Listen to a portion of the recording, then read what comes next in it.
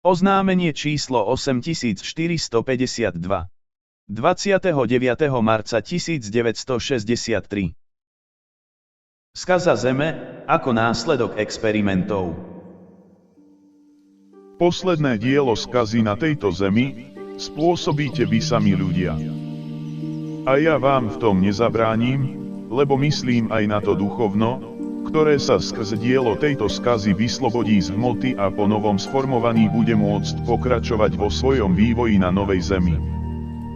Toto už viackrát odznelo, ale vy tomu neveríte. Celá udalosť je pre vás jednoducho neuveriteľná.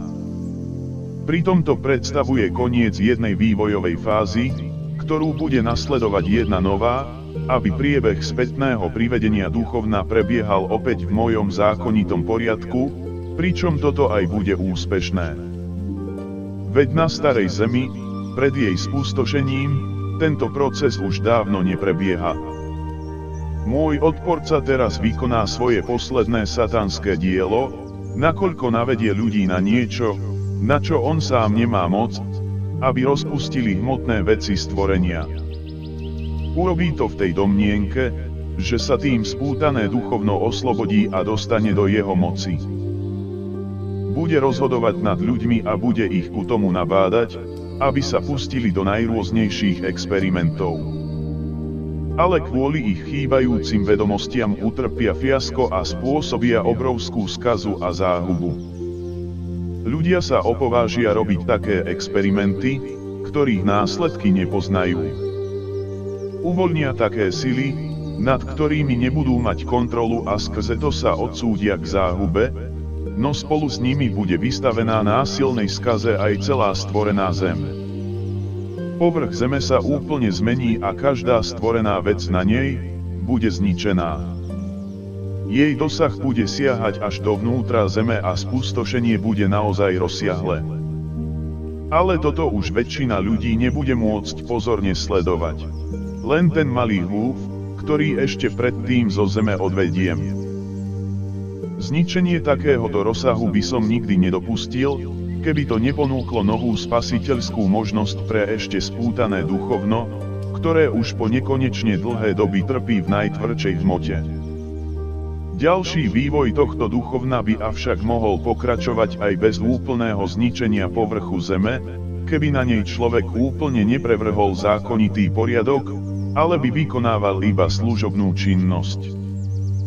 Ale človek už nežije v Božom poriadku a preto má naň môj odporca naozaj veľký vplyv, a keďže sám chce byť víťazom, bude ľudí nabádať k experimentovaniam.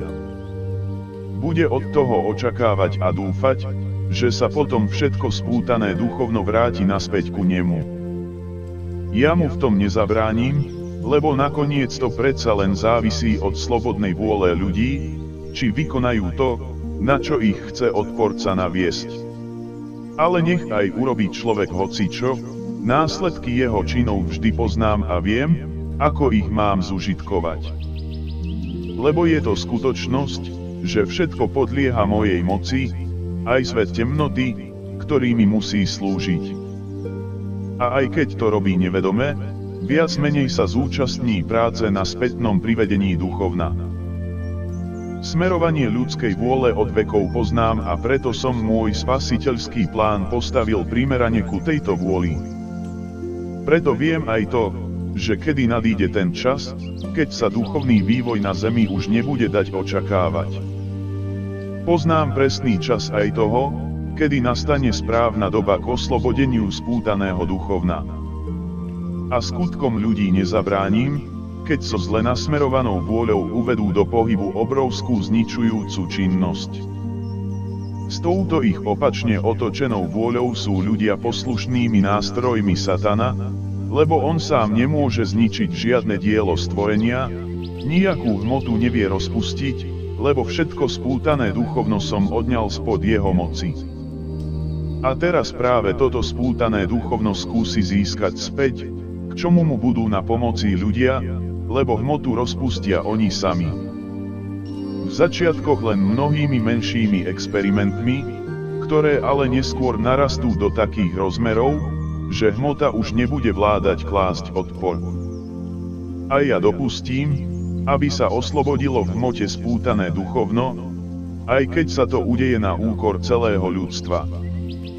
Avšak aj ono samo sa dostalo na nízku duchovnú úroveň a preto je nevyhnutné, aby bolo dané do vyhnanstva v hmote, čiže sa ich duša rozloží a opäť spojí a obalí hmotou. Nech sa aj k hocičomu môj odporca odhodlá, ako aj jemu poslušný človek, nakoniec to aj tak bude slúžiť k jeho duchovnému vývoju a ten dospeje k dokonalosti. A preto aj bude môj spasiteľský plán uskutočnený v takej forme a takým spôsobom, ako som to oznámil. Amen.